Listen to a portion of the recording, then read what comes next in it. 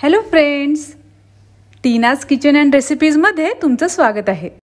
लवकरच आता गणपती बाप्पांचं आगमन होणार आहे, तर बाप्पाच्या प्रसादासाठी आज आपण सर्वात महत्त्वाचा आणि मानाचा प्रसाद बनवणार आहोत, तो म्हणजे पंचखाद्य। हे पंचखाद्य बनवण्यासाठी वेळ खूप कमी लागतो। पंचखाद्यामध्ये ख पासून सुरू होणाऱ्या 5 पदार्थांचा समावेश असतो। ते आपण पुढे व्हिडिओमध्ये बघणारच आहोत, त्यासाठी व्हिडिओ शेवटपर्यंत पूर्ण बघा। आणि अशा छान छान रेसिपी बघण्यासाठी चॅनलला सबस्क्राइब करा आणि सोबतच बेल आयकॉनवरही क्लिक करा। चला तर मग व्हिडिओला सुरुवात करूया। पंचखाद्य तयार करण्यासाठी आपल्याला लागणार आहे 1 वाटी खोबऱ्याचा किस, अर्धी वाटी खडी साखर, अर्धी वाटी खारीक, अर्धी वाटी खजूर आणि 1 चमचा खसखस। सर्वात आधी आपण गॅसवर एक पॅन ठेवून त्यात अर्धा चमचा तूप टाकून घेऊ आणि तूप थोडं गरम झालं की त्यात हा खोबऱ्याचा किस टाकायचा। एकदम मंद आचेवर हा खोबऱ्याचा किस भाजायचा। याला खूप जास्त लाल होऊ द्यायचं नाही।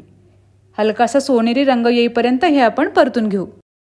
तसं तर खोबऱ्याचा किस कच्चा पण वापरू शकतो, पण असं थोडं भाजून घेतल्यामुळे त्याला थोडासा खरपूसपणा येतो। आता हा खोबऱ्याचा किस भाजून झाला आहे, तो आता आपण एका ताटात काढून घेऊ। पॅन मध्ये आता आपल्याला ही खारीक टाकायची। याला थोडंसं मिनिटभर भाजून घ्यायचं। फक्त याला थोडं गरम होईपर्यंत भाजायचं, म्हणजे ते मिक्सर मधून बारीक करायला सोपं जाईल।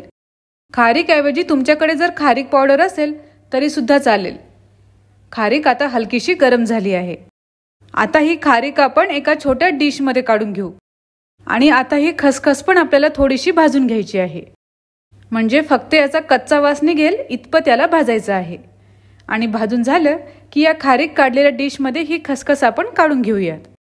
जो खोबऱ्याचा किस आपण भाजून घेतला होता तो आता थंड झाला आहे, तो आपण हाताने थोडासा क्रश करून घेऊ।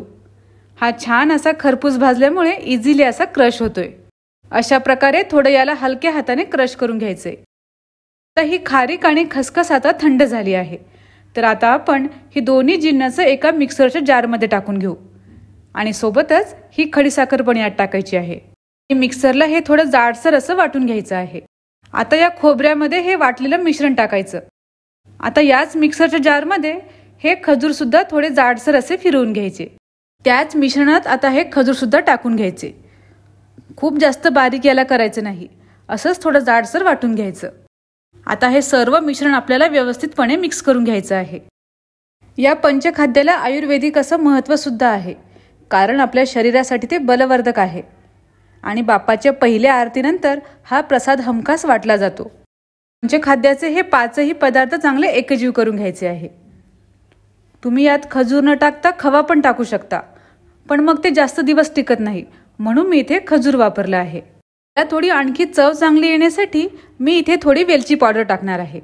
ती पूर्णपणे ऑप्शनल आहे, नाही टाकली तरी चालेल। आणि वेलची पावडर टाकून हे पुन्हा एकदा मिसळून घ्यायचंय। फक्त हे पंचखाद्य करताना इतकं लक्षात ठेवायचं आहे की ख अक्षरापासून चालू होणाऱ्या या 5 पदार्थांचा समावेश असणं गरजेचं आहे। हे बघा, मस्त हे पंचखाद्य आता तयार झालं आहे। पाहिलं ना, खूप कमी वेळात ही रेसिपी तयार होते आणि जास्त मेहनत पण लागत नाही। तर बाप्पाचा महत्त्वाचा आणि मानाचा प्रसाद आता तयार झाला आहे। तर या गणेश चतुर्थीला या पंचखाद्याची रेसिपी नक्की करून बघा। व्हिडिओ आवडला तर लाईक, कमेंट आणि शेअर करायला विसरू नका। आणि हो, चॅनलला सबस्क्राइब केलं नसेल तर प्लीज सबस्क्राइब करा।